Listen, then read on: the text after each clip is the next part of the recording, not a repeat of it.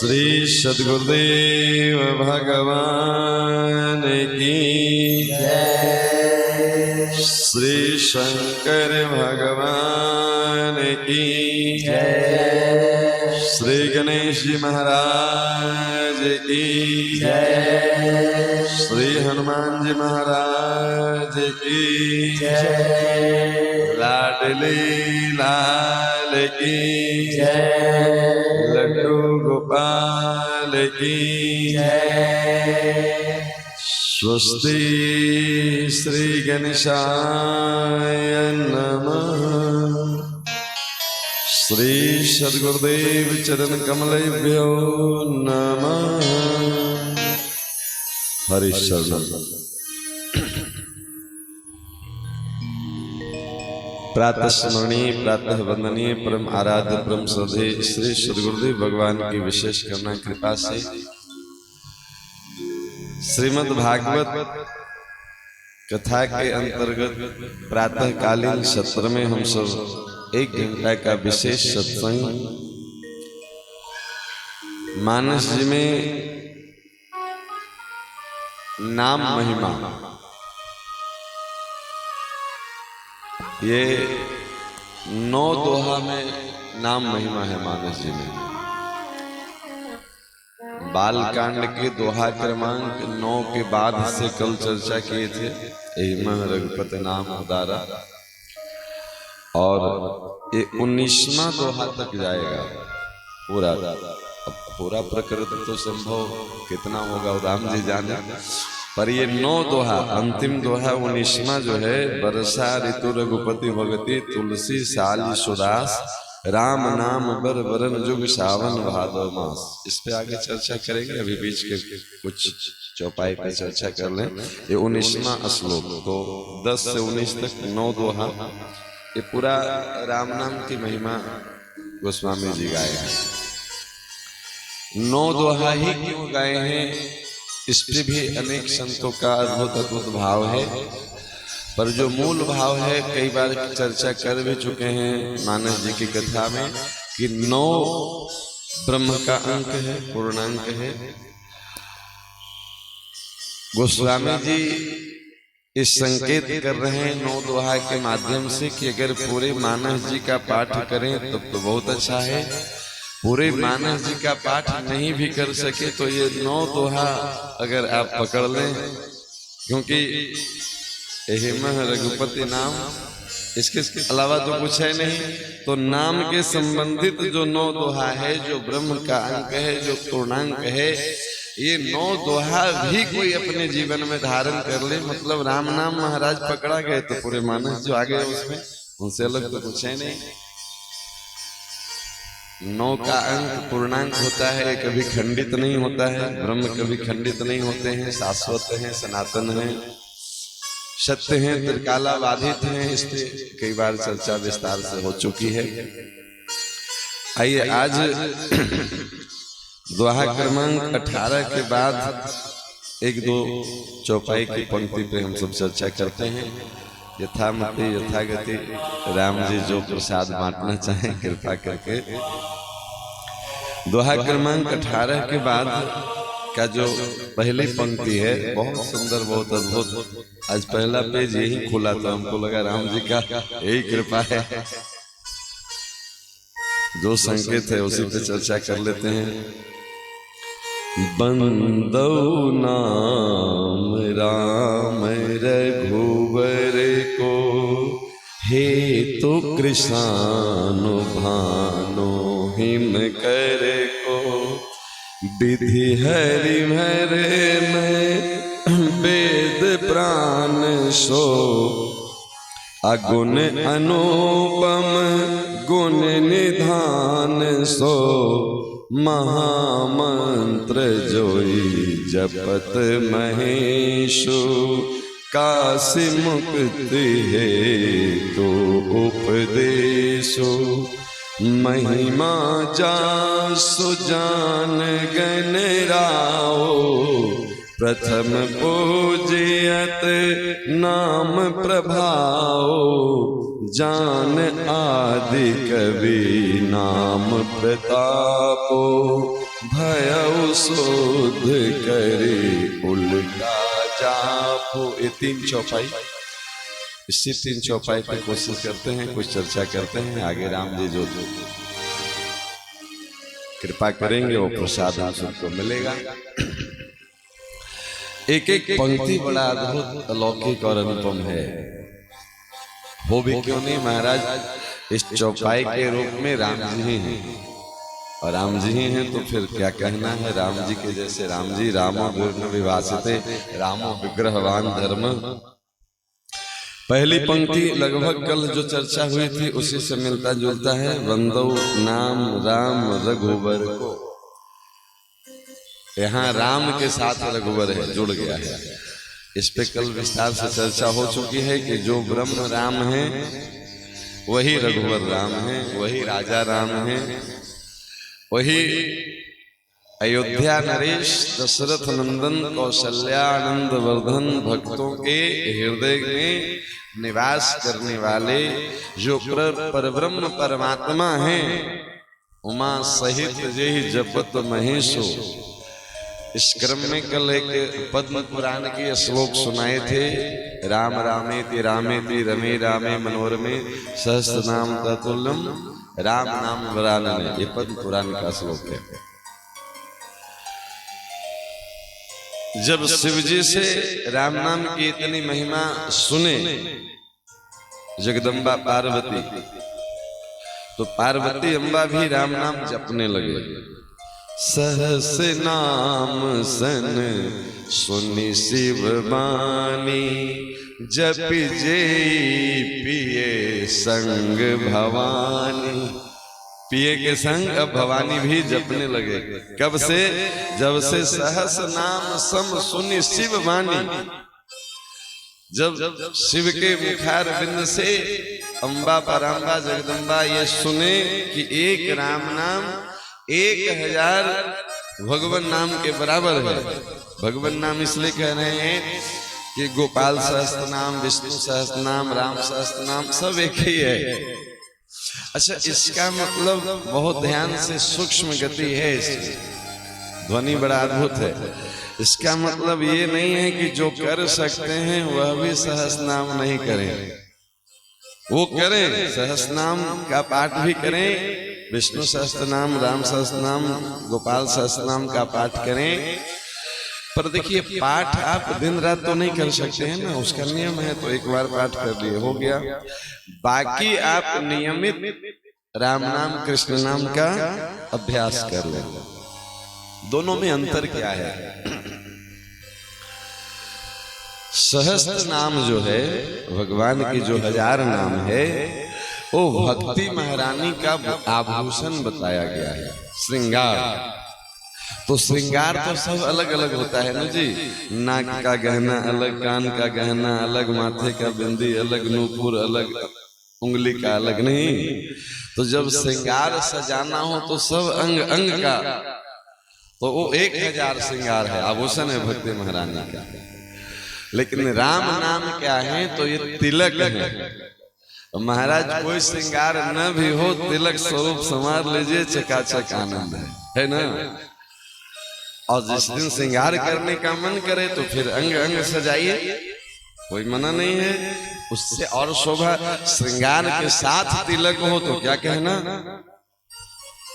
श्रृंगार भी हो हर अंग का और तिलक स्वरूप भी हो, तो इसको कहते हैं 4 चांद लग जाते। नहीं, तो विष्णु सहस्त्र नाम, गोपाल सहस्त्र नाम, राम सहस्त्र नाम, जिसको जो अनुकूल पड़े, आज जो पाठ कर सके, क्योंकि उसमें सबकी गति नहीं है, वो पढ़ने में भी थोड़ा अशुद्धि होने का, लेकिन अभ्यास करने से हो जाता है, कोई बड़ी बात नहीं है।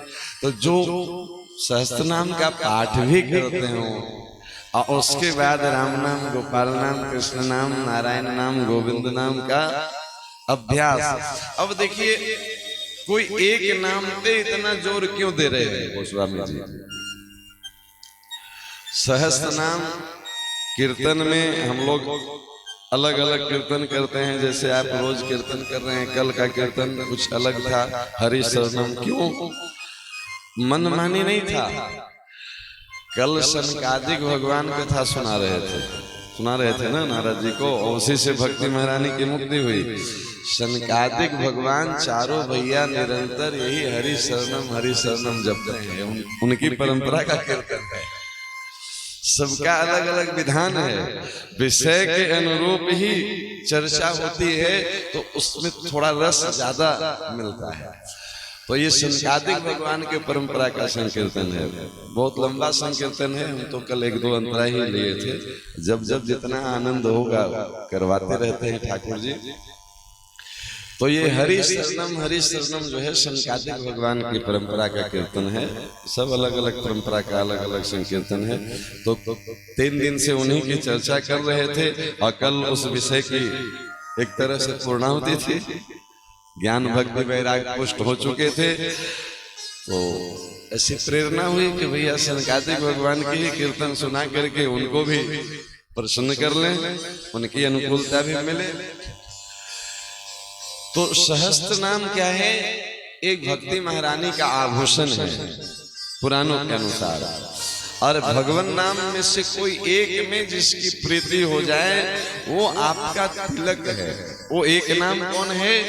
जो आपके गुरु प्रदत्त नाम है, उसमें कोई भेद नहीं है। अब कोई राम नाम मिल गया किन्हीं को गोपाल नाम मिल गया, किन्हीं को महामंत्र मिल गया, किसी को विजय मंत्र मिल गया, किन्हीं को नारायण नाम मिल गया। इसमें वही सहस्त्र नाम में से तो आएंगे ना ये।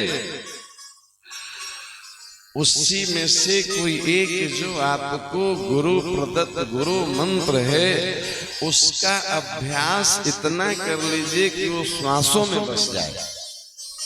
इससे फायदा क्या होगा? हम पिछले 3 दिन से चर्चा कर रहे हैं कि अंतमति सो या गति।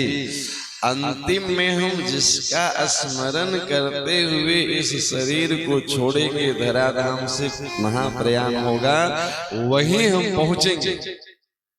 नहीं, आप घर से तैयारी 8 दिन पहले कर रहे हैं, अटैची सरिया लिए, बैग सरिया लिए, कंबल ले लिए, कपड़ा ले लिए, टिफिन ले लिए, क्या तो जाना है यहाँ से हरिद्वार। तो ये सब तैयारी तो ठीक है, लेकिन अब हरिद्वार आपके स्टेशन से 10 गाड़ी जाती है। आप फाइनली प्लेटफार्म पे जाके जिस गाड़ी में चढ़ जाएंगे उसी स्पीड से आप हरिद्वार पहुंचेंगे। नहीं, सब गाड़ी की स्पीड अलग अलग है ना। तो आप तैयारी तो कर रहे हो, अच्छी बात है, और वो हर गाड़ी में काम आ जाएगा। लेकिन फाइनली प्लेटफार्म पे चढ़ते चढ़ते हरिद्वार जाना था और गलती से आप कलकत्ता के गाड़ी में चढ़ जाइए। महाराज कभी कभी हो जाता है, एक ही प्लेटफार्म पे दोनों गाड़ी आ गई, एक इधर एक इधर, 2 नंबर इधर 3 नंबर इधर। अभी हम ये सत्य घटना आंखों देखी बता रहे हैं। अभी गया जी से हम काशी बनारस जा रहे थे, एक ही टाइम में गया प्लेटफार्म पे पूरी पुरुषोत्तम दोनों आती है, उधर से भी और इधर से भी। अब जिनको पूरी जाना था और वो चढ़ गए दिल्ली वाली पुरुषोत्तम पे, दोनों पुरुषोत्तम लिखा हुआ है, समझे कि नहीं। गाड़ी खुल गई तो एक लेडीज मोबाइल पे किसी को बेचारी रो भी रही है, बोल भी रही है कि देख बाबू हम गलती गाड़िया पे चढ़ गई। तब गलती गाड़िया पे चढ़ गई, जाना था पुरुषोत्तम पूरी और वो चल जाएगी दिल्ली। अब भले दिल्ली नहीं पहुंचे, लेकिन अब तो अगले स्टेशन तक तो जाके ही उतरना पड़ेगा, फिर आएगी। अब पूरी वाली पुरुषोत्तम आवाज तो मिलेगी नहीं। ये है, आप जीवन भर टिकट रिजर्वेशन 3 महीना से था पूरी का, प्लेटफार्म पे भी पहुंचे पूरी जाने के लिए, तैयारी पूरी जाने का, गाड़ी में चढ़ गए दिल्ली जाने का, तो कहां पहुंचेंगे? जीवन भर हम अभ्यास करते रहे जग जप तप पूजा पाठ का, और अंतिम में चिंतन ये बनने लगा कि अब तो मर रहे हैं, रुपया वहां गाड़ के रखे थे, गड़ा रह जाएगा। तो चिंतन तो रुपया का बन गया ना जी। तो फिर कोई ना कोई ऐसे वानक बनेगा कि आप धनाध्यक्ष बन करके पैदा लेंगे, फिर उसी रुपया में उलझे रहेंगे। इसलिए जो भी गुरु मंत्र मिला उसका इतना अभ्यास कर लीजिए। देखिए अपने यहाँ बड़ी अद्भुत अद्भुत विधि है। मरते समय कोई जरूरी नहीं है कि जीवन भर का अभ्यास है वो आप बोल पाए। प्राण प्रयाण समय कफवात पित्ते कंठावरोधन, कंठ अवरुद्ध हो जाता है। वात पित्त कफ के प्रभाव त्रिदोष जब एक साथ जागृत हो जाता है तो आप चाह के भी बोल नहीं सकते हैं। आप सुने होंगे महाराज लोग आईसीयू में महीनों महीनों रह जाते हैं, बस श्वास चल रही है। अब उस समय जब होगा कैसे, कीर्तन कैसे होगा, नहीं होगा। लेकिन अगर अभ्यास बना हुआ है तो वाणी साथ दे न दे भीतर चलते रहेगा। और ऐसा शास्त्र का निर्णय है, भगवान स्वीकार किए हैं। भगवान वाणी की बात नहीं कर रहे हैं, भगवान कह रहे हैं जो हमारा स्मरण करते करते शरीर छोड़ेगा वो हमको प्राप्त हो जाएगा। शरीर पे कंट्रोल नहीं है कि हम मरते समय राम बोल ही के मरे, लेकिन अभ्यास रहेगा तो भीतर से सीताराम राधे श्याम चलते रहेगा। और यहाँ शरीर की तो बात ही भगवान नहीं कर रहे हैं, क्योंकि ये शरीर पंचभौतिक है, यहीं से मिला था, यहीं रहना है। मन एवं मनुष्यानाम कारण बंध मोक्षो। और इतना अभ्यास कर लीजिए कि मन कहीं दूसरे जगह जाए ही नहीं। शरीर में भले विकृति आ जाए, कोई आपके मुंह में जबरदस्ती रसगुल्ला डाल रहा है, लेकिन मन की वृत्ति रसगुल्ला में नहीं जाएगा। क्यों? मन का वृत्ति भीतर आपका लगा हुआ है। जैसे हम कथा सुनाए थे भरत जी का, शरीर तो उनका जप में था और मन हिरण के बच्चा में लगा रहता था। नहीं, शरीर से तो हिरण के पीछे पीछे नहीं दौड़ रहे थे। परिणाम क्या हुआ? पूरा एक जन्म हिरण बनना पड़ा। आप दूसरा जन्म का देख लीजिए, वही भरत जी की शरीर से वो कहार बने थे, लेकिन मन से कहार नहीं बने थे। मन से उपदेश कर रहे थे, क्योंकि पिछली गलती का उनको अनुभव था और अनुभव से ज्ञान होता है। तो पिछले बार हिरण का स्मरण करते करते शरीर छोड़े, हिरण बने। इस बार हरि का स्मरण करते करते पालकी भी ढोए, लेकिन न खुद फंसे न राजा को फंसने दिए। अपने भी मुक्त और रहुगन को भी मुक्त किए कि नहीं किए। अब वाणी से तो कुछ और बोल रहे थे, शरीर से तो कुछ और ढो रहे थे, लेकिन मन से अब वो, आप कथा सुन चुके हैं, शरीर से तो खेत की रखवाली कर रहे थे, लेकिन मन से राम जी का चिंतन कर रहे थे। शरीर से अवधूत थे, लेकिन मन से वो गोविंद के थे। इसलिए बार बार ये प्रयास करना चाहिए कि हमारा मन जो है सो कोई एक नाम में लग जाए। रसरी आवत जाते सिल पे पड़त निशान। इतना जप कर लीजिए, इतना जप कर लीजिए, इतना जप कर लीजिए। भाव प्रबोध नाम के ग्रंथ में समर्थ रामदास जी, समर्थ से रामदास जी लिखते हैं कि कोई निष्ठा पूर्वक 13 करोड़ विजय मंत्र, श्री राम जय जय राम, ये जो मंत्र है इसको विजय मंत्र कहते हैं। आज भी इस कलयुग में कोई 13 करोड़ की संख्या में इस विजय मंत्र का जप कर ले तो इन्हीं आंखों से साक्षात श्री सीताराम जी का दर्शन हो जाएगा। इसी कलयुग में इसको किए कितने संत। एक संत का नाम बता देते हैं, परम आदरणीय संत श्री प्रेम भिक्षु जी महाराज, जिनका जन्म ही आसपास मुजफ्फरपुर के आसपास छछौनी गांव का है। वो हनुमान दांडी नामक जगह में सिर्फ भिगा हुआ चना खाते थे 24 घंटा में एक बार थोड़ा सा, और 13 करोड़ राम नाम का प्रकाश किए, जप किए, और उनको श्री सीताराम जी का साक्षात दर्शन हुआ। परिणाम ये हुआ कि वो जीवन भर फिर विजय मंत्र का ही प्रचार करते रहे, दूसरा कुछ किए नहीं। आज भी प्रेम भिक्षु जी महाराज के द्वारा चलाए हुए करीब करीब 7-8 जगह पूरे भारत भर में ऐसे हैं जहां निरंतर 24 घंटा विजय मंत्र का संकीर्तन हो रहा है। अब बिना 1 रुपया का खर्च का कोई वहां, उनका कहना है कि भैया इस कलयुग में मुक्ति का सबसे सरल साधन राम नाम महाराज, और वह भी महंगा हो जाएंगे तो फिर लोगों की मुक्ति कैसे संभव है। जहां जहां उनका वो संकीर्तन स्थापित किया हुआ है, लिखा हुआ है कि कृपया यहाँ भेंट नहीं चढ़ाएं। लोग श्रद्धा से आते हैं। पता है संकीर्तन कैसे होता है? एक आदर्श उपस्थिति है। संकीर्तन में लोग बैठे हैं, जो आ रहे हैं कुछ प्रसाद की व्यवस्था लेके आ रहे हैं, जिनके घर में जो बना महाप्रसाद से लेकर के सब, और वहां सामने एक थाल रखी है, उसी में कचौड़ी, उसी में कढ़ी, उसी में महाप्रसाद, जो आ रहा है सब राम जी के सामने धर दिया जा रहा है।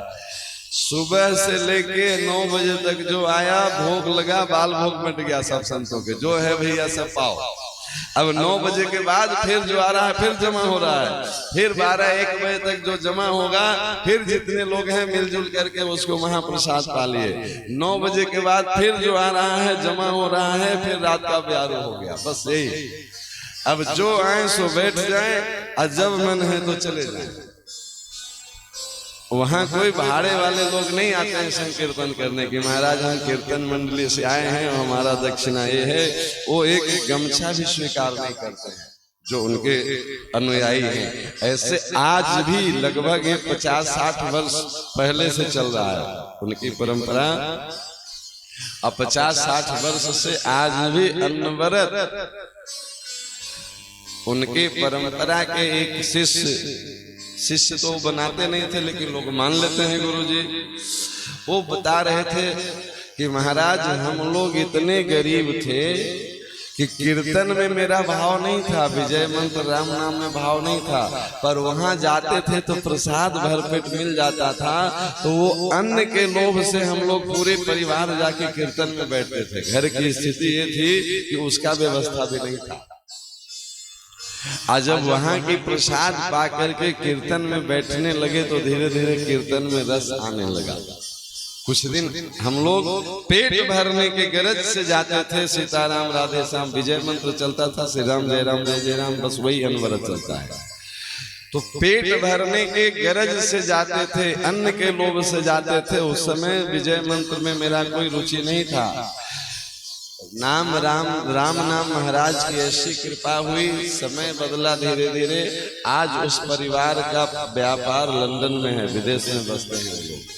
और वो बता रहे थे कि महाराज कोई ऐसा जगह मिले जहां निरंतर विजय मंत्र का संकीर्तन करने वाले लोग तैयार हो, तो उस स्थान का निर्माण से लेकर के जो खर्च कहिएगा हम लोग वहन करेंगे, क्योंकि वही राम नाम महाराज की कृपा से हम लोग आज यहाँ तक पहुंचे हैं। सोचिए, जो रोटी की लाले पड़ते थे महाराज, उसके लोभ से जाते थे, आज वो विदेश में बहुत बड़ा व्यापारी है वहां के। ये है राम नाम की महिमा। ये तो जो ग्रंथ में लिखी है उसका प्रमाण हुआ कि नहीं हुआ। और आज वो इतने सक्षम है, बोले एक जगह नहीं, जहां जहां लोग तैयार हो कि हम लोग इसको चलाएंगे। चूंकि हम तो अपने लंदन से आके चला नहीं सकते हैं, तो वहां के लिए आप जो खर्च बोलिए हम जो है सो वहन करेंगे, क्योंकि हम वहीं से यहाँ तक आए हैं। उस विजय मंत्र का प्रभाव है। ये है तो बंदो नाम राम रघुबर को, हेतु कृष्णानु भानु हिम कर को। इसका दूसरा चरण बड़ा अद्भुत है। देखिए, राम रघुबर पे तो कल चर्चा हो चुकी है, उस पे बहुत, जो नहीं सुने होंगे कल का सत्संग सुन लीजिएगा। अब देखिए, ये राम नाम जो है ये हेतु है किसका? हेतु कृष्णानु भानु हिम कर को। कृष्णानु मतलब अग्नि, भानु मतलब सूर्य, और हिमकर मतलब चंद्रमा।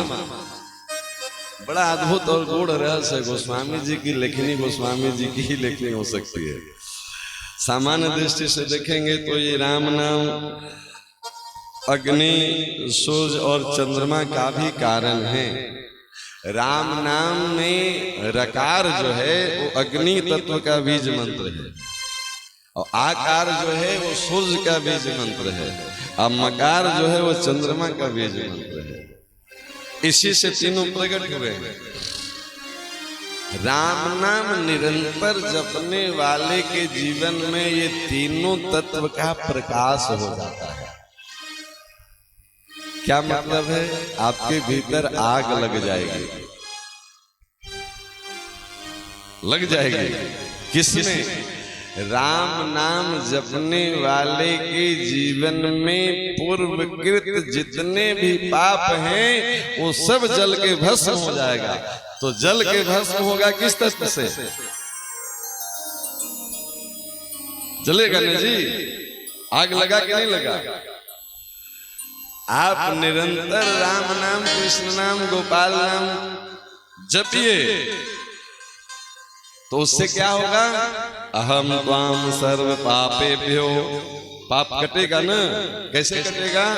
तो वहां से जो रकार है उससे बीज अग्नि का जो है, अग्नि तत्व आपके भीतर प्रकट होगा। और जब अग्नि तत्व प्रकट होगा तो क्या करेगा? उस शरीर को नहीं जलाएगा। आपके भीतर जठराग्नि है तो आपके शरीर को जला रहा है। किसको जलाता है? वो भोजन को पचाता है। अग्नि है नहीं है ऐसी बात नहीं है। उसी प्रकार से जब आपके अंतःकरण चतुष मन बुद्धि चित्त अहंकार में जब वो अग्नि का बीज प्रकट होगा तो जन्म जन्मांतर के आप पढ़ते सुनते हैं, जन्म कोटि जन्म अघनाश ही कब सन्मुख होए। तो कैसे नाश किए वो? बस राम नाम में से महाराज जो अग्नि का बीज प्रकट हुआ और सब भस्म। अरे रुई का पहाड़ लगा हो ढेर, उसको जलाने के लिए माचिस का एक तिल्ली मारिए 2 मिनट में जल जाएगा। नहीं, रुई का पहाड़ को जलाने में माचिस का एक तिल्ली समर्थवान है कि नहीं है? करोड़ों जन्मों के पाप ताप संताप को राम नाम में से जो रकार अग्नि का बीज तत्व है वो जैसे ही आपके भीतर प्रकाश करेगा तो सब पाप ताप संताप जल के नष्ट हो जाएंगे। हेतु हुआ ना अग्नि का हेतु, कहां से हुआ? राम नाम से। हेतु कृष्णानु। अच्छा, पाप नष्ट हो गया, अब क्या होगा? साधक के जीवन में निष्पाप हो गए तो क्या होगा? भानु। भानु मतलब फिर आकार जो सूर्य का बीज मंत्र है वो प्रकट होंगे। तो सूर्य जब प्रकाशित होते हैं तो क्या होते हैं? प्रकाश। जब आकार से सूर्य का बीज मंत्र जागृत हो जाएगा तो साधक के हृदय में महाराज ज्ञान का प्रकाश प्रकट हो जाएगा। नहीं, पाप का नाश हो गया और ज्ञान का प्रकाश हो गया। अब कथा से जुड़ते जाइए, ज्ञान वैराग्य जगेगा कि नहीं जगेगा? भक्ति प्रसन्न होकर नृत्य करेगी कि नहीं करेगी? दोनों कथा साथ साथ चल रही है, अलग नहीं है। अब महाराज साधक के जीवन का पाप जल कर नष्ट हो गया और वास्तविक ज्ञान की प्राप्ति हो गई। किससे? रकार और अकार से। अब बचा क्या? मकार। मकार से क्या प्रकट होंगे? तो हेतु कृष्णानु भानु हिमकर को। हिमकर मतलब चंद्रमा। चंद्रमा मतलब क्या? शीतलता, प्रेम का प्रतीक है चंद्रमा। पूर्ण चंद्रमा जब होती है, शरद पूर्णिमा के चंद्रमा से क्या झरता है? अमृत। अमृत क्या है? तब कथामृतम। चर्चा हम कर रहे हैं पिछले 3 दिनों से। निरंतर राम नाम, कृष्ण नाम, गोपाल नाम का आश्रय ले लीजिए और दृढ़ता पूर्वक, विश्वास पूर्वक जपते रहिए तो जीवन के नहीं जन्म जन्मांतर के पाप ताप संताप को जला के नष्ट कर देगा। वेद वेदांग के ज्ञान को प्रकट कर देगा।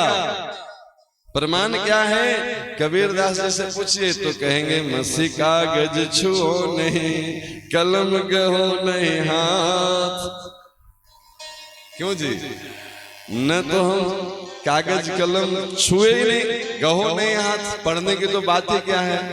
उन कबीरदास जी की साखी पे आज बड़े बड़े लोग पीएचडी डिलीट कर रहे हैं। तो ये ज्ञान कहां से प्रकाशित हुआ?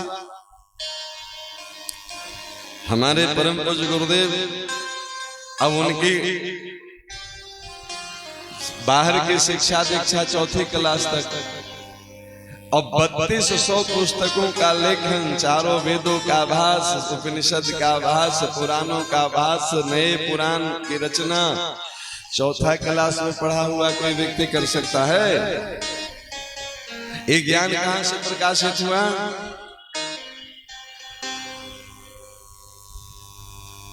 ज्ञान का प्रकाश तो आकार का बीज मंत्र सूर्य, सूर्य का ही गायत्री मंत्र का जप करते करते गुरुदेव सिद्ध कर लिए। एक तो नहीं, 1000 संतों का नाम। मल्लुक दास जी को देख लीजिए, बाहर की शिक्षा तो आज की भाषा में उस समय नर्सरी तो नहीं होता था, पहला दूसरा से शुरू होता था, और उस समय मुगलों का जमाना था तो उर्दू का पढ़ाई अली बेटे से पढ़ाया जाता था। तो वो जब पहली कक्षा में गए तो अली बेटे में आल जाल कुछ होता है लिखने का, तो वो जब उनके गुरुजी उनके पटिया पे लिखने लगे तो बोल पड़े मल्लुक दास जी कि मोहे क्या पढ़ावत आल जाल, मेरे पटिया पर लिख दे श्री गोपाल। बोले हम ये आल जाल नहीं पढ़ेंगे, हम तो जो है सो राम नाम गोपाल नाम पढ़ेंगे। महाराज स्कूल से चल दिए, बोले आल जाल अपने पास रखो, हमारे पटिया पे श्री गोपाल लिख दे दो, हम बस उनको। और आज पढ़िए मल्लुक वाणी जो है सो पूरे जगत को प्रकाश कर रही है। मल्लुक दास जी का एक बड़ा सुंदर राम नाम के प्रति साखी है। राम नाम एक रति, पाप के कोटि पहाड़। एक रति, रति मतलब तौल का सबसे छोटा सा, एक रति मतलब एकदम सूक्ष्म। राम नाम एक रति, पाप के कोटि पहाड़। कोटि पहाड़ मतलब अनेक जन्मों का अभ्यास से ये पाप संचित है हमारे ऊपर। राम नाम एक रति, पाप के कोटि पहाड़। ऐसे महिमा नाम की जारी करे सब छार। ऐसे महिमा राम नाम की मल्लुक दास जी बता रहे हैं कि महाराज रहने दो कोटि पहाड़, एक रति राम नाम की काफी है, उस पहाड़ को जार के छार कर देगा। अब ये कोई किताबी ज्ञान के बदौलत तो नहीं बोल रहे हैं ना, उनके जीवन में जो सूर्य का बीज, सूर्य यानी ज्ञान का बीज, प्रकाश का बीज है, वो प्रकट हो गया है।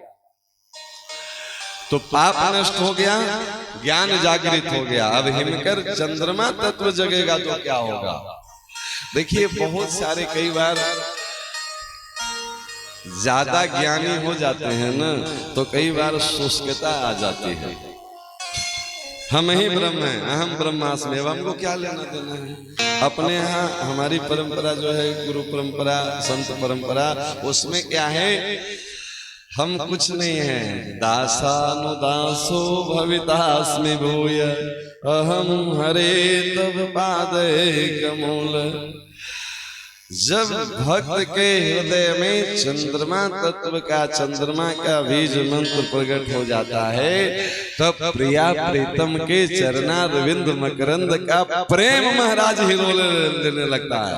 प्रेम की ज्वार भाटा उठती है। आप महाप्रभु जी का देख लीजिए, जब संकीर्तन करते थे तो महाराज ऐसे, महाप्रभु जी जब जगन्नाथपुरी गए तो वो बाहर से दर्शन कर रहे हैं, उनके आंखों से आंसू की पिचकारी छूट रही है। महाराज ये संभव है, लेकिन सब संभव है।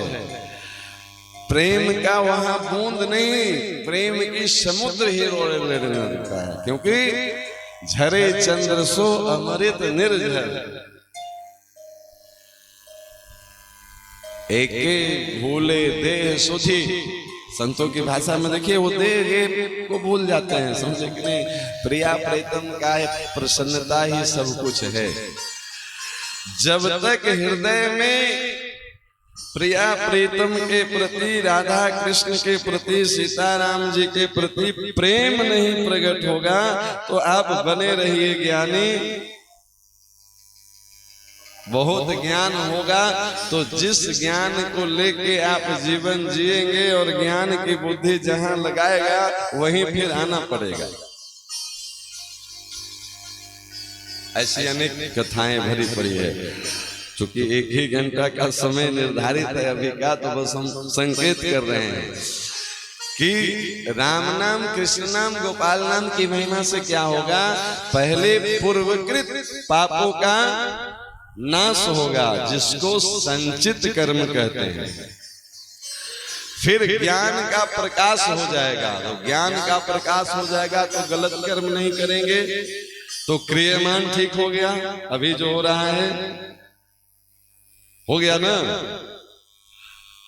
प्रारब्ध को भी तो समझना पड़ेगा ना भैया। लोग कहते हैं हमारे भाग्य में, भाग्य बनता कैसे है? कर्म से ही तो बनता है। तो कर्म 3 प्रकार का है ना। एक जो हम पहले किए हैं वो जमा है, संचित, उसी में से कुछ कुछ जागृत होकर के प्रकट होते रहता है।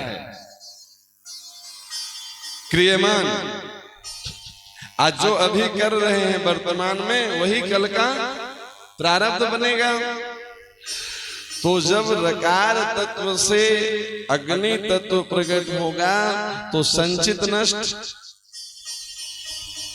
सब हिसाब किताब पहले का बराबर।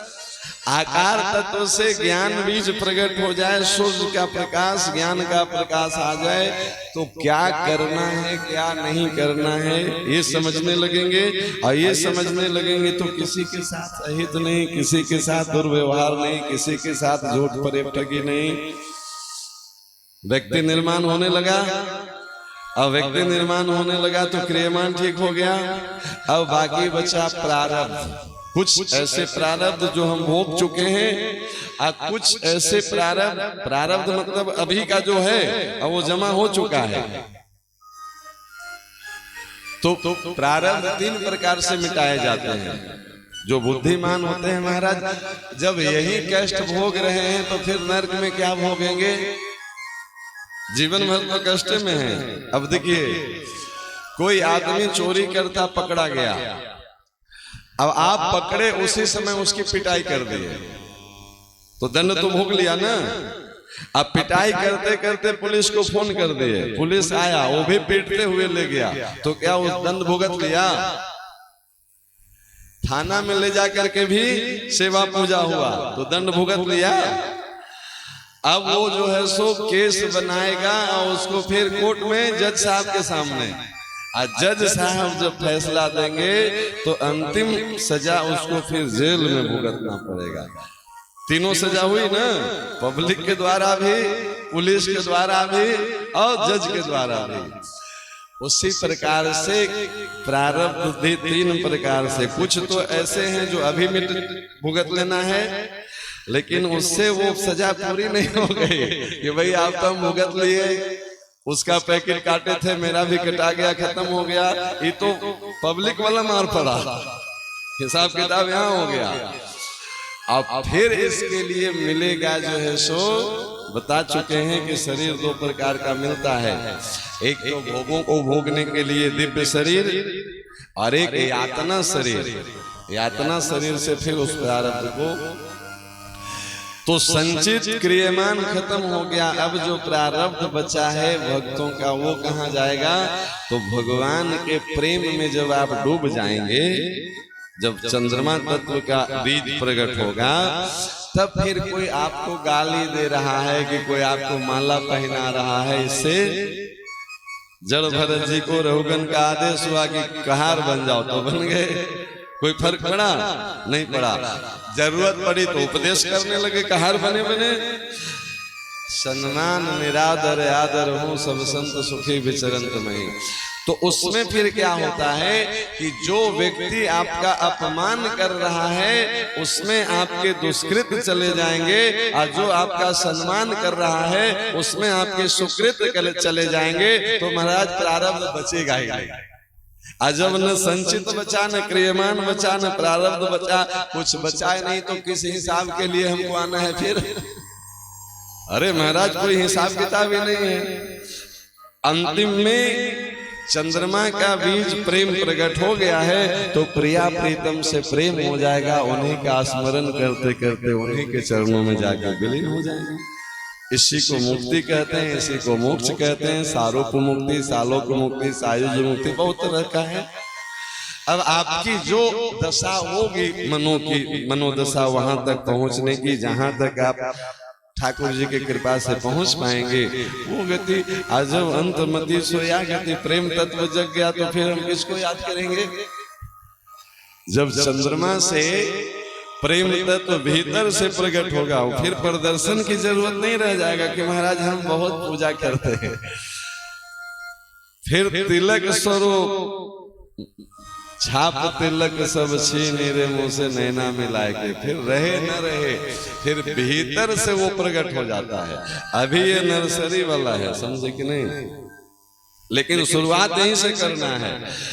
एक इसको छोड़ना नहीं है, छूट जाए वो अवस्था प्राप्त हो जाए तो अलग बात है। हम ये घोषित कर दें कि हम उस अवस्था को प्राप्त हो गए हैं, अब हमको जरूरत नहीं है, तब खतरा है। हमें उसकी सुध ही नहीं रहे कि हम आज किए हैं कि नहीं किए हैं। निरंतर प्रिया प्रीतम सीताराम जी के प्रेम में खोए हैं, निरंतर प्रिया प्रीतम लाडली लाल जो के श्यामा श्याम के प्रेम में खोए हैं। तब फिर वो कृत छूटा कि नहीं छूटा उसका कोई दोष नहीं है। लेकिन हम अगर ये मान लें कि हम इस अवस्था को प्राप्त हो गए हैं, अब हमको इसकी जरूरत नहीं है, तब अभी खतरा बना हुआ है। हे तो कृष्णानु भानु हिम करे को, समझ में आ गया ना? एक एक लाइन पे महाराज एक एक दिन की कथा है। ये 9 दोहा 9 दिन में भी पूरा हो जाए तो राम जी ही कर सकते हैं। अब देखिए इसकी दूसरी पंक्ति, विधि हरि हर मैं वेद प्राण सो। अब इस राम नाम में कितने बीज मंत्र हैं वो सुनिए। ये तो 3 बता दिए ना आपको, अग्नि, सूर्य और चंद्रमा। अब इसी राम नाम से विधि हरि हर, उसी से ब्रह्मा विष्णु और महेश प्रकट होते हैं, राम नाम से ही। राम नामना समुत्पन्ना प्रणवो मोक्षदायका, कल शाम में चर्चा किए थे। राम नाम से ही प्रणव, प्रणव से वेद, तो इसमें आया विधि हरि हर मैं वेद प्राण सो। वेद का भी प्राण यही राम नाम। राम नाम, कृष्ण नाम, गोपाल नाम बार बार इसलिए कह रहे हैं कि लोग कंफ्यूज नहीं होइएगा। राम नाम मतलब भगवान नाम, हम चर्चा कर चुके हैं। शास्त्र नाम में से कोई एक मूल पकड़िए और वो अपने से नहीं पकड़िए, जो गुरुजी पकड़ाएं वो पकड़िए। गुरुजी जो दे दिए मंत्र मूलम गुरु वाक्यम, फिर क्या होगा? तो मोक्ष मूलम गुरु कृपा, उसी से मुक्ति। मुक्ति कैसे होगी अभी आपको बता दिए। उसी को पकड़ ले महाराज, राम नाम से हाँ हो जाएगा ना। आप करके तो देखिए। ये शास्त्र प्रमाण और संत प्रमाण दोनों है, शास्त्र में भी है और कितने ऐसे संत हैं जो इसको कर चुके हैं। तो विधि हरि हर मैं वेद प्राण सो। विधि यानी ब्रह्मा जी, हरि यानी विष्णु जी और हर यानी शंकर जी। ये तीनों महाराज इसी राम नाम से, तो फिर वहां आना पड़ेगा। उसी रकार से ब्रह्मा जी उत्पन्न होते हैं। अच्छा, ब्रह्मा जी कैसे उत्पन्न हुए हैं? एको हम बहुत श्यामी, भगवान संकल्प किए तो नाभि से कमल, कमल पे ब्रह्मा, तो ब्रह्मा जी उन्हीं से निकले ना।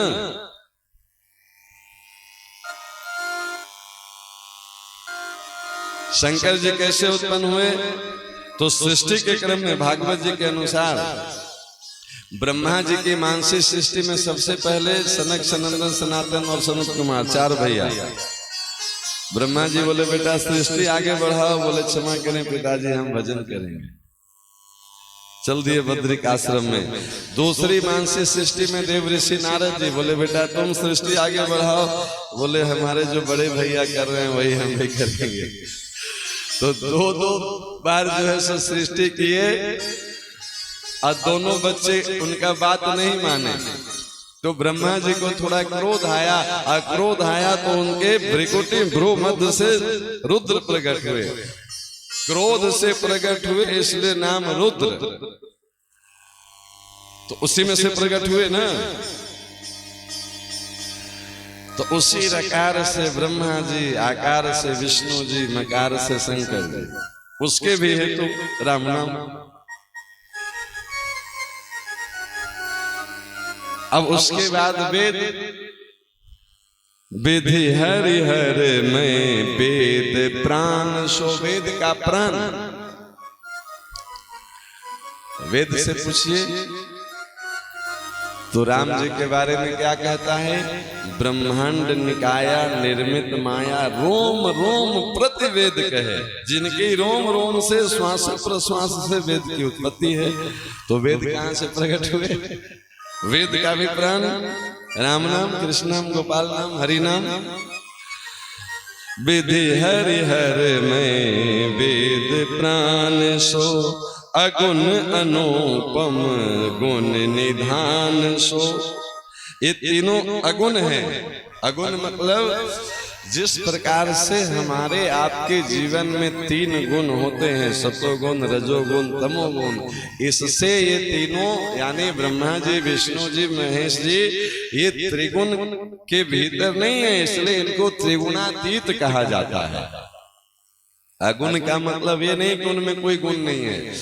जिस गुण से हमारा आपका ये पंच भौतिक शरीर चलता है, उस गुण से वो नहीं चलते हैं, इसलिए वो त्रिगुणातीत हैं, इसलिए उनको अगुण कहते हैं। उनमें दिव्य गुण हैं, इसलिए वो सगुण भी हैं। तो अगुण उपासक भी हैं, सगुण उपासक भी हैं। अब सगुण का मतलब ये नहीं कि जो गुण से हम चलते हैं वही गुण से वो चलते, उनका गुण अलग, हमारा गुण अलग नहीं। अब जैसे प्रदेश पुलिस की वर्दी अलग और सेंट्रल पुलिस की वर्दी अलग, इनका पावर अलग, उनका पावर अलग, इनकी व्यवस्था अलग, उनकी व्यवस्था, अब दोनों फोर्स ही हैं। तो इसलिए भगवान अगुण भी हैं और निर्गुण भी हैं। भगवान का कभी अंत नहीं है, इसलिए उनका एक नाम अनंत भी है। अब भगवान जब जहां चाहे, जिस रूप में चाहे, वहां प्रकट हो जाए। वो साकार भी हैं और निराकार भी हैं। साकार मतलब राम जी, कृष्ण जी के रूप में 24 अवतार जो हम पढ़ते हैं, तो वो आप धीरे धीरे भागवत जी में प्रवेश करेंगे। हमें वास हमें वागे गान सत सत्परम, तो फिर भगवान ही संकल्प किए एको हम बहुश्यामी। तो जो दिख रहा है सब भगवान ही दिख रहे हैं ना जी, ये साकार हो गए ना। आप फिर जब इनकी इच्छा हो कि हम निराकार हो जाएं, तो फिर प्रलय कर दें। भ्रिकुटी विलास सृष्टि लय होई, कुछ करना नहीं है उनको, ये खेल उन्हीं का चल रहा है। तो भगवान साकार भी हैं और भगवान निराकार भी हैं। स्थूल दृष्टि से देखें तो आपको हम पुरुष, आप स्त्री, ओ बच्चा, ओ बूढ़ा, ओ जवान, ये मकान, ये ईंट, ये पौधा। दिव्य दृष्टि से देखें तो सिया राम में सब जग जानी, करो प्रणाम जोरी जुग मानी। स्थूल दृष्टि से अर्जुन देख रहा था, तो हे कृष्ण हे जादव माधवेति अदिव्यम ददामि ते चक्षु। दिव्य दृष्टि मिला तो महाराज नजरें ठीक नहीं रही थी कि अच्छा ये कृष्ण इतना विस्तार। तो फिर वृक्षों में पीपल में ही हूँ, हाथियों में ऐरावत में ही हूँ, घोड़ों में उच्च श्रवा में ही हूँ, मुनियों में शुक्राचार्य में ही हूँ, पांडवों में धनंजय में ही हूँ। अरे इंद्रिया नाम मनश्चास्मि, इंद्रियों में मन में ही हूँ। अब बताइए कहाँ भगवान ने कहा सो कहा जहां प्रभु नहीं। ये दृष्टि कैसे आएगी? तो वो निरंतर जप करिए तो धीरे धीरे सबका बीज प्रकट होंगे, इसी से प्रकट होंगे। यही है ना वो, तो इसी से सबका बीज प्रकट होगा। यहीं से जो बीज प्रकट होगा तो ब्रह्मा जी प्रकट होंगे। ब्रह्मा जी प्रकट होंगे तो क्या करेंगे? सृष्टि करेंगे। तो आपके द्वारा जो संतान उत्पत्ति हो रही है वो क्या हो रहा है? नया सृष्टि हो रहा है ना। एक उम्र में ब्रह्म तत्व प्रकट होता है और उससे पहले ब्रह्मचर्य रखिए, नियम है ना, ब्रह्म का आचरण करिए तो ब्रह्म पुष्ट होगा, और ब्रह्म पुष्ट होगा तो बढ़िया सृष्टि होगा। और ब्रह्म कमजोर हुआ, जो आजकल की व्यवस्था है, लोग अश्लील फोटो देख देख करके, अश्लील बातें सुन सुन करके कम उम्र में ही गलत मार्ग में चले जा रहे हैं, अपना ब्रह्मचर्य नष्ट कर दे रहे हैं। तो आप उसको ऐसे समझिए, आप किसान हैं, धान की अभी सीजन चल रहा है, धान का फसल में बाली निकल गया है और उस समय उसको काट लीजिए तो क्या मिलेगा? मिलेगा कुछ? जब तक उसमें चावल पुष्ट नहीं हो गया है तब तक कुछ प्राप्ति नहीं, और वो पूरा फसल बेकार, पूंजी चौपट नहीं। तो ब्रह्मचर्य का एक अपने यहाँ अवस्था रखा गया कि इस अवस्था तक ब्रह्मचर्य आश्रम, 4 आश्रम बताया गया। और इसके बाद जब ब्रह्म जागृत हो गया, अपने ब्रह्म बीज प्रकट हो गया, तो गृहस्थ में जाइए, सृष्टि की रचना करिए। और सृष्टि की रचना करते करते आप ही में फिर विष्णु तत्व जागृत हो जाएगा। तो बच्चों का पोषण करिए, महाराज कमाएंगे नहीं तो बाल बच्चा क्या खाएगा? पोषण कर रहे हैं कि नहीं कर रहे हैं? अच्छा, पूरे मोहल्ले का बाल बच्चा खा रहा है कि नहीं खा रहा है, आप चिंतित हैं? यही अंतर है।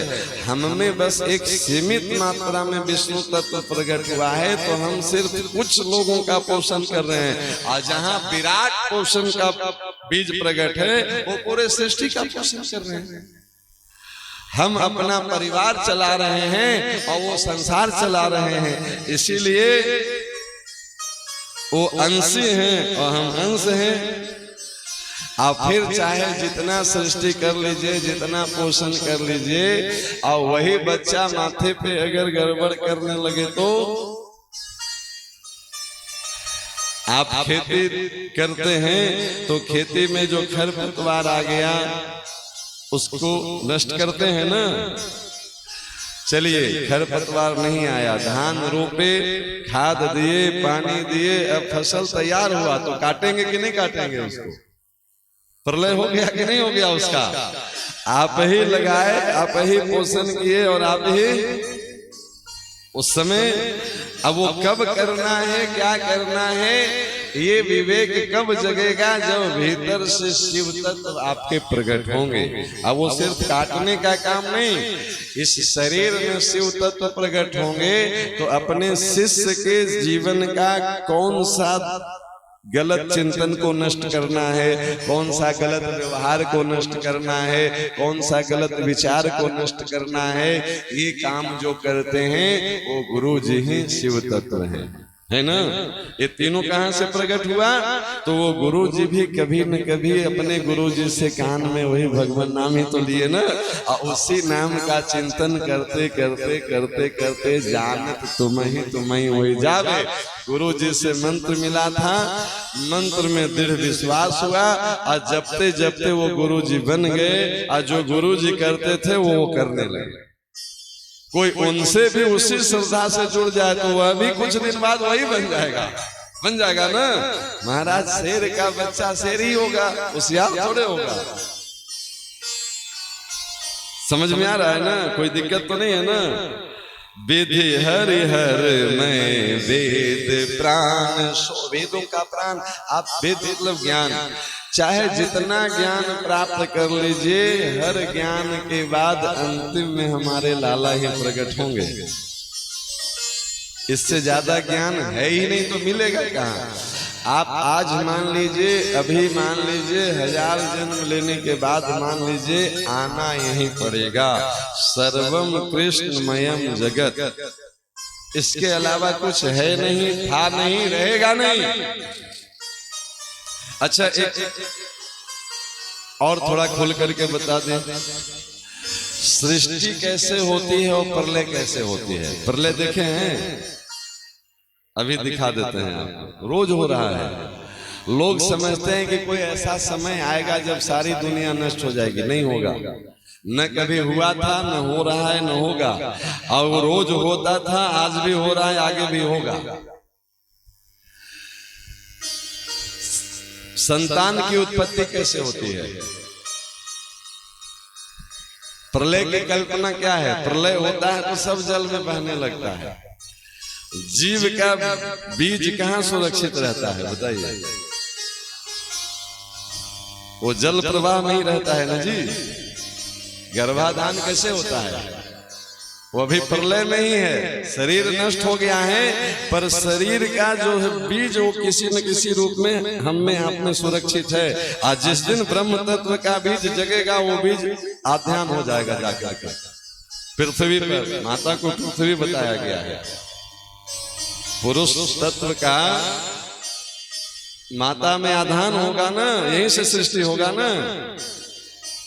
तो सृष्टि क्रम शुरू हुआ, पालन पोषण शुरू हुआ, और 100 साल बाद, 1000 साल बाद नष्ट होगा, तो फिर किस रूप में सुरक्षित होगा? चाहे किसी जोनी में जाए, तो उत्पत्ति का प्रोसेस तो वही है ना। प्रलय हो गया तो वो फिर बह रहा है, और बहते बहते अगर कर्म बढ़िया है तो कोई संत के घर में पहुंच गया, कोई ब्राह्मण के घर में पहुंच गया। कर्म खराब है तो कोई कुत्ता के घर में प्रवेश कर गया, कोई गधा के घर में प्रवेश कर गया, कोई नाली के कीड़ा में प्रवेश कर गया। बह रहा है ना प्रलय में। अब फिर जब वो प्रकट होना है तो फिर ठाकुर जी की संकल्प होगा कि नहीं, इसको फिर नया जीवन दिया जाए, तो फिर शरीर के रूप में प्रकट हो जाएगा। समझ में आ रहा है ना सृष्टि क्रम? ये चल रहा है। कितने बार हम लोग प्रलय से गुजर चुके हैं और कितने बार की सृष्टि हो चुकी है। इसी चक्र से मुक्ति पाना है कि कोई अब जितना श्रेष्ठ गर्भ अभी हमको मिल चुका है, अगर गर्भ अच्छा नहीं रहेगा तो इससे सब निकृष्ट ही गर्भ है। मनुष्य योनि के बाद का जो भी गर्भ मिलेगा, आप कल्पना कर लीजिए, इस स्तर का नहीं, और मनुष्य योनि का भी मिलेगा ना, तो जिस स्तर का मानव जीवन अभी है, आज के 50 साल बाद नहीं रहेगा। आज के 50 साल पहले का मानव जीवन में जितनी शुद्धता पवित्रता था, आज नहीं है। आज जो संत का दर्शन आज के 100 साल पहले होता था, उस स्तर के तपस्वी अब धीरे धीरे लुप्त प्राय होते जा रहे हैं। और आज भी जिन गुरुजनों का दर्शन हम आपको हो रहा है ना, उस लेवल के भी तपस्वी धीरे धीरे 50 साल बाद देखने को नहीं मिलेंगे। तो आज की अवस्था में हमारा आपका जीवन जिस मानव जीवन में जी रहे हैं, अगर 50 साल बाद हम फिर रहे इस धरती पे, तो इस लेवल का नहीं रहेगा। ये भागवत जी कहते हैं, कलयुग धीरे धीरे अपना प्रभाव फैला रहा है, हर दोषों को दूषित करते जा रहा है। रोज आप सुन रहे हैं। तो जितना आसानी से अभी हमको आपको मुक्ति सुलभ हो सकती है, अगर अभी नहीं हुआ, अन्यत्र योनियों में जाना पड़ेगा, अन्य समय में आना पड़ेगा, तो क्या वो सुलभ कर पाएंगे? इसलिए अभी नहीं तो कभी नहीं, ये मौका है प्यारे। ये कितना बड़ा मौका है कि धर्म प्राण भारत भूमि में हमारा आपका जन्म हुआ है। यह भी एक ये देवभूमि है, भोग भूमि नहीं है। देवभूमि में जन्म हुआ है, वो भी 84 लाख योनियों में मनुष्य का शरीर मिला। मनुष्य के शरीर में भी कोई न कोई संत सदगुरु कृपा करके हमें वेद मंत्र प्रदान कर दिए, गुरु मंत्र प्रदान कर दिए, भगवान नाम प्रदान कर दिए। अभी भगवान की इतनी कृपा है कि आपको हमको सत्संग सुलभ हो रहा है। हर युग में नहीं होता है, कलयुग सतयुग की बात नहीं कर रहे हैं। त्रेता में सुलभ था सत्संग, ऋषियों को पकड़ पकड़ के खा जाता था जी रावण के सब चेला चपाटी। यज्ञ कर रहे हैं, लोग लाके हड्डी डाल दे रहा है, मलमूत्र डाल दे रहा है। आज ऐसा हो रहा है। इसलिए और जुगंते कमल नयन कलयुग बहुत कृपा करे, और युगों से बढ़िया युग में हम लोग आए। लोग बस सोचते हैं कि हम सतयुग में आते, त्रेता में आते, द्वापर में आते। हिरण्यकशिपु सतयुग में ही था। प्रहलाद जी को कितना कष्ट दिया था, आज कोई ऐसा है कि आप भजन करने बैठिए और आपको जला दे, आपको पहाड़ से गिरा दे, आपको हाथी से, अरे भैया नहीं करना है, नहीं करो, बहुत करेगा तो आपको खाना नहीं देगा, आपको उठा के आग में नहीं डाल देगा, नहीं। लेकिन ये होता था सतयुग में, ये होता था त्रेता में, ऋषि मुनियों के हड्डियों का पहाड़ लगा दिया था। ये होता था द्वापर में, क्या देवकी वसुदेव को बंदी गृह में डाल दिया था, हाथ में हथकड़ी बेड़ी डलवा करके। कितने कितने आताताई इसी द्वापर की कथा सुनते हैं। भौमासुर महाराज 16,000 राजाओं को मार करके स्त्रियों को जमा करके रखा था कि एक बार ब्याह करेंगे। आज ऐसा कोई करेगा तो न तो समाज करने देगा न कानून करने देगा। है संभव कि हम 1 लाख लोगों को मारेंगे और उसकी पत्नी से, बेटी से, बहू से हम ब्याह करेंगे? कोई है बड़े से बड़े, चाहे जितने बलवान हो, धनवान हो, मंत्री हो, महामंत्री हो, कर सकता है? और युग से सुलभ है कि नहीं है? देखिए, दृष्टि बदलिए, सृष्टि बदल जाएगा। और इतना बढ़िया समय में हमको आपको मिला है मौका, कितना बढ़िया समय। अच्छा बताइए, सतयुग में हम लोग आते तो गोस्वामी जी के ये रचना मानस जी पे हम लोग सत्संग कर पाते? उपलब्ध नहीं था। त्रेता में आते तो भागवत जी सुलभ थे, ये तो बाद में न मिला जी। तो परीक्षित जी हमको दिए कलयुग में लाके, इसके पहले तो देवलोक में थे। सुखदेव जी तो पहली बार धरती पे ही लाए हैं कलयुग में इनको। तो बताइए, और युगों से अच्छा युग में हम लोग हैं कि नहीं हैं? इतना बढ़िया सुविधा भगवान दिए, उसके बदले में हम अगर तैयारी निकृष्ट जोनियों में जाने का कर लिए तो इधर से भी दंड और उधर से भी दंड। दोबारा उनके सामने भी जाइएगा तो कहेंगे कि अच्छा यही करके आए हो, अभी बताते हैं। नहीं, आपको कोई 500 रुपया दे कि प्रसाद लेके आओ, और उधर से जाइए गुटखा खा के, पान खा के, शराब का बोतल लेके आइए, दोबारा 5 रुपया कोई देगा? तो भगवान आपको इतना श्रेष्ठ मानव जीवन दिए, भारत में जन्म दिए, सदगुरु का आशीर्वाद दिए, संतों का सत्संग दिए, श्रेष्ठ श्रेष्ठ ग्रंथ का आश्रय दिए, उसके बाद भी अगर कल्याण नहीं कर पाए, संसार के भोगों में ही फंसे रहे, उलझे रहे, तो महाराज ये भोग इतना भोगवाएगा कि फिर भोगते भोगते आंख से आंसू नहीं चुकेंगे, पोंछने के लिए गमछा छोटा पड़ जाएगा। ये हम अलग से नहीं कह रहे हैं, भागवत जी की कथा है। दुर्योधन को समझाने गए थे भगवान कृष्ण की, दे दो इनको 5 गांव, रखो अपनी धरती तमाम। दुर्योधन क्या बोला? बिना युद्धम न ददाते सोई अग्रे केशव।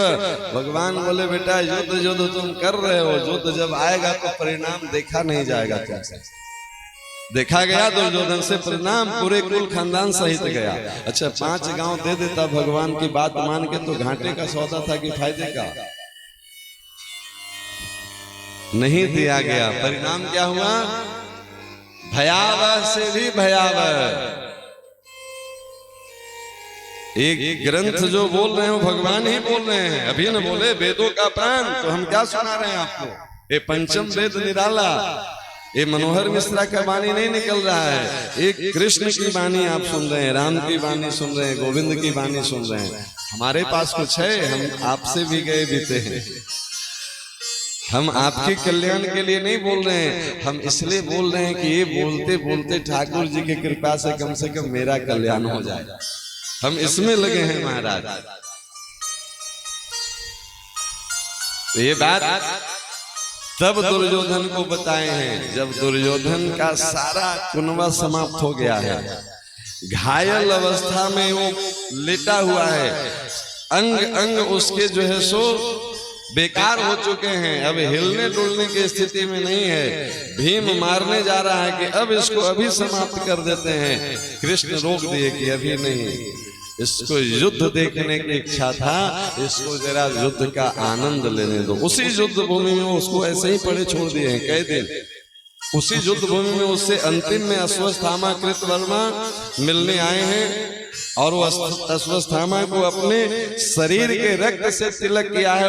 अश्वत्थामा जाकर के पांडव के अंतिम वंश बीज के रूप में उत्तरा के घर में प्रहार किया है। उस समय तक कोई नहीं बचा था, दुर्योधन, अश्वत्थामा और कृतवर्मा, कृपाचार्य, बस इतने लोग थे। भीम मारने जा रहा था, भगवान नहीं मारने दिए, बोले प्यारे इसको जरा युद्ध का आनंद तो ले दो, बड़ा युद्ध की इसको इच्छा थी। सोचिए उस अवस्था में न भगवान जीने दे रहे हैं न मरने दे रहे हैं। क्यों? तुमको जब समझाते थे तो समझ में नहीं आता था, तो जो चाहते थे। अच्छा, भगवान का इसमें कोई दोष नहीं है, भगवान द्वेष से नहीं कर रहे हैं। भगवान सत्य संकल्प है, यम यम चिंतये कामम तम तम प्राप्नोति निश्चितम। जो सोचिएगा भगवान वही देंगे। तो दुर्योधन युद्ध सोचता था तो युद्ध दे दिए, पांडव विजय सोचता था तो उसी युद्ध से उसको विजय दे दिए।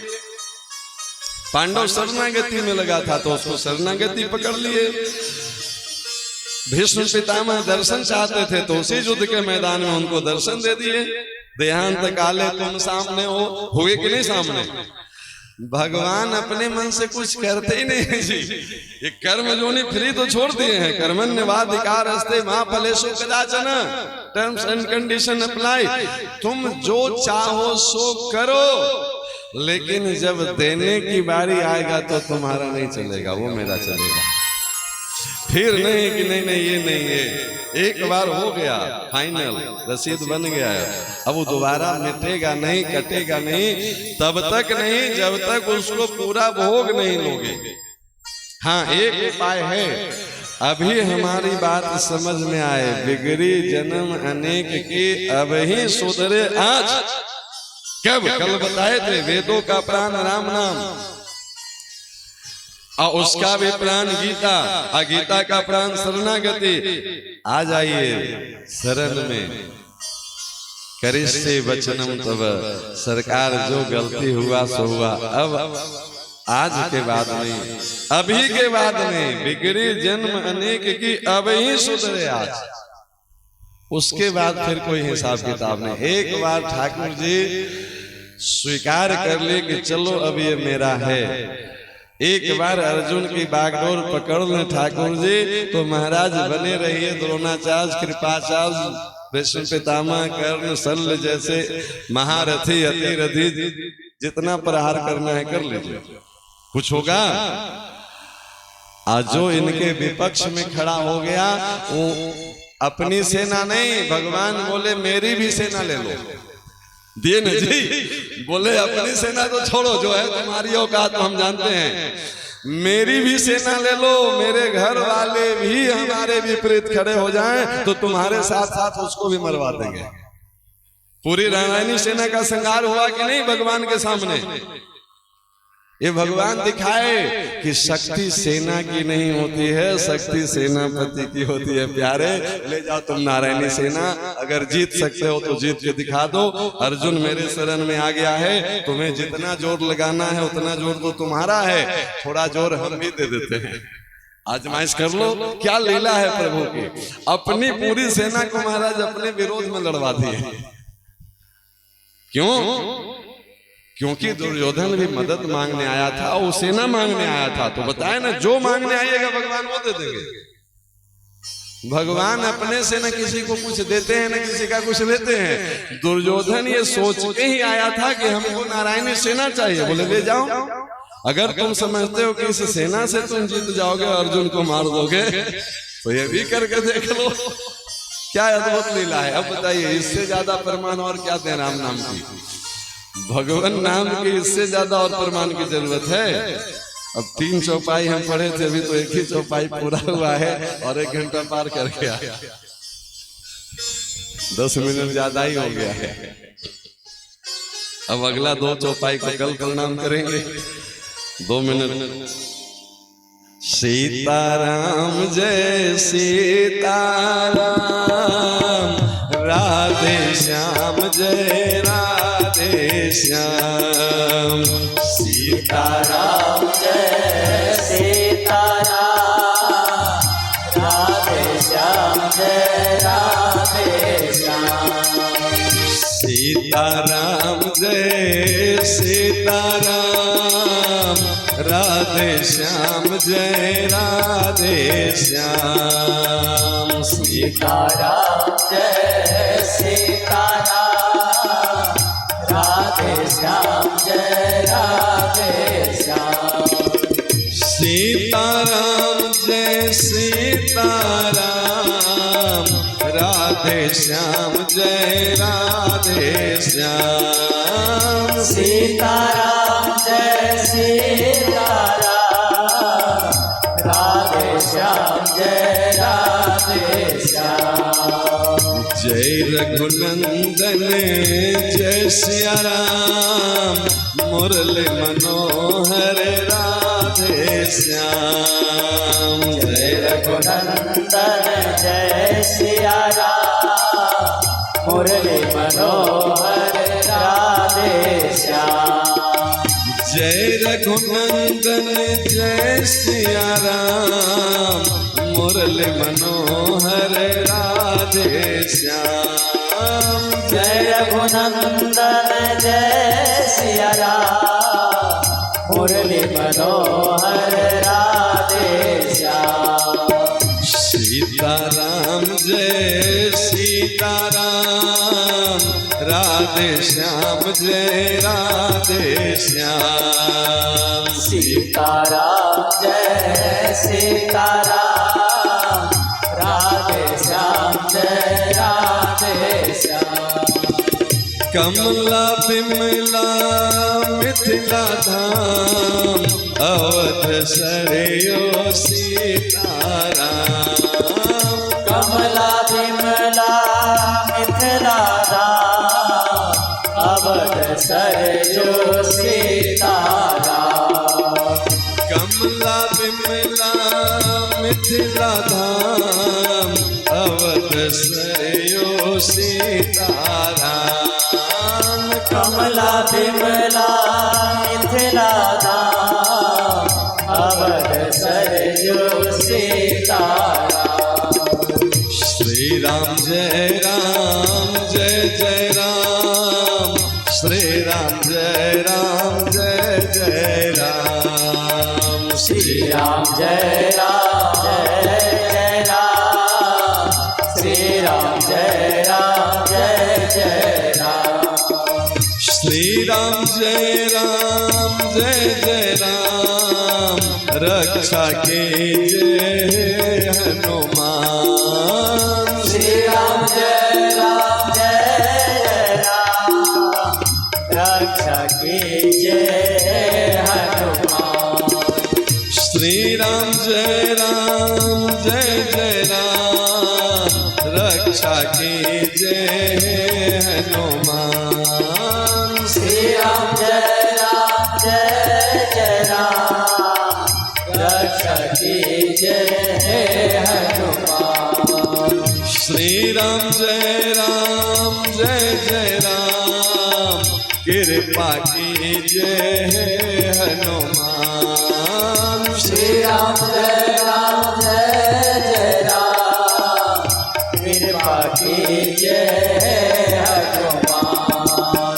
जय सिया राम जय सिया राम, संकट मोचन कृपा निधान। जय सिया राम जय सिया राम, संकट मोचन कृपा निधान। श्री राम जय जय राम, श्री राम जय जय राम। श्री राम जय जय राम, श्री राम जय जय राम।